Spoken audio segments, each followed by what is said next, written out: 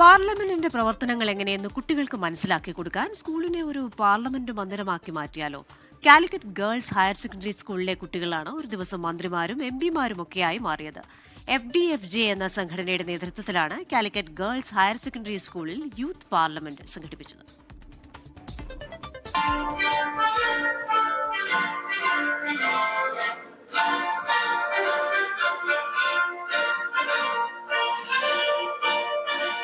Youth പാർലമെന്റിൽ 51 അംഗങ്ങളാണ് ഉണ്ടായിരുന്നത്.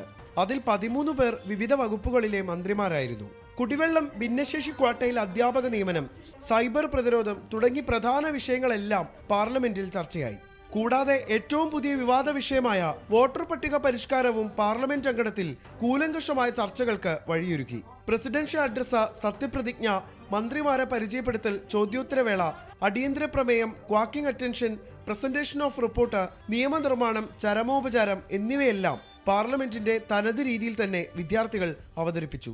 ഓരോരുത്തർക്കും മികച്ച അനുഭവമാണ് യൂത്ത് പാർലമെന്റിലൂടെ ലഭിച്ചത്. വളരെ നല്ലൊരു അനുഭവമാണ്. എങ്ങനെയാണ് പാർലമെന്റിൽ ഉണ്ടാവാന്നും അങ്ങനത്തെ പല കാര്യങ്ങളും നമുക്ക് അറിയാനും പഠിക്കാനൊക്കെ പറ്റി. പുതിയതായിട്ട് പല എക്സ്പീരിയൻസും അതേപോലെ തന്നെ പല പുതിയ കാര്യങ്ങൾ അറിയാനും പറ്റി. നമ്മൾ ഈ കാര്യങ്ങൾ കണ്ടത് വെറും TV-യിലും പിന്നെ ഫോണിലൊക്കെയാണ്. പക്ഷെ ആദ്യമായിട്ട് ഒരു മിനിസ്റ്ററായിട്ട്, സ്പീക്കറായിട്ട് അങ്ങനെ ആയി ഇരുന്നിട്ട് ഇവിടെ ആ റോള് ഏറ്റെടുത്തിട്ട് അതിന്റെ തന്നെ ഒരു പൊട്ടൻഷ്യൽ നമുക്ക് മനസ്സിലായി.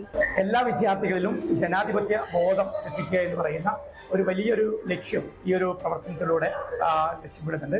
ജനാധിപത്യ രീതികളെക്കുറിച്ചും പാർലമെന്റിലെ നടപടിക്രമങ്ങളെക്കുറിച്ചും വിദ്യാർത്ഥികൾക്ക് പരിജ്ഞാനം നൽകുക കൂടിയാണ് യൂത്ത് പാർലമെന്റിലൂടെ ലക്ഷ്യം വെച്ചത്. 24 കോഴിക്കോട്. ലോകത്തെവിടെയായാലും ഏത് സമയത്തും 24 വാർത്തകളും ഓഗ്മെന്റഡ് റിയാലിറ്റി പാക്കേജുകളും എക്സ്പ്ലെയിനറുകളും വിശദമായി കാണാൻ ഞങ്ങളുടെ YouTube ചാനൽ നിങ്ങൾക്ക് സബ്സ്ക്രൈബ് ചെയ്യാം.